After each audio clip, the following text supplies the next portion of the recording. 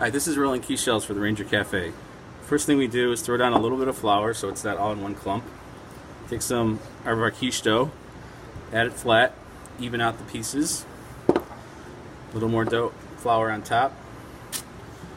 We're going to roll it landscape, portrait, back and forth so it's even. We want to get it as thick as our clean side towel, the thickness of the edge, about 1/8 of an inch thick. Because we're going to line our quiche pans. When it sticks like that, we want to pick it up, move it around, a little more flour, and move it around a little more. We have to do a little more rolling to get it that thick. So we're going back and forth, landscape, portrait, landscape, so vertical, horizontal, like this. And now we're going to check for thickness for the edge of the towel. Check for thickness. Is that even? Is it thick? Yes, that's just right. Okay, so I'll put that to the side.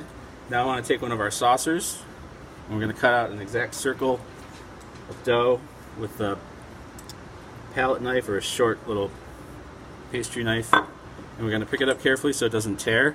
I'm going to kind of toss it back and forth. Then we're going to line our shell. First we got to spray it with a little Vaseline or vegetable spray. Then we're going to fold the dough kind of almost in quarters but not quite.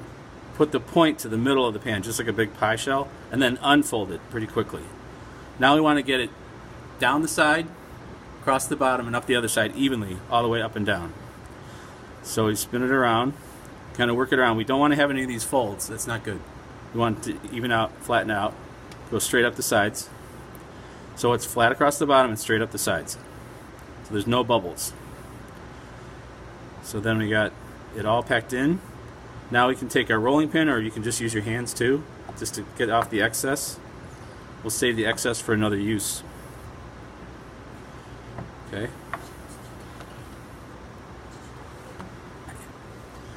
So now I'm going to take the dough, double check that it's even across the edges and all the way across the bottom and up the sides.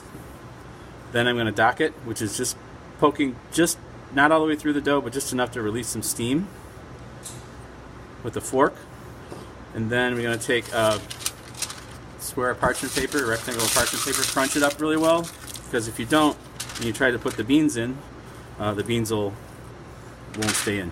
So crunching the paper is a nice thing, evens things out. We put the beans in to keep the weight down so that the shell will bake evenly. These are just white northern beans, there's nothing fancy about them.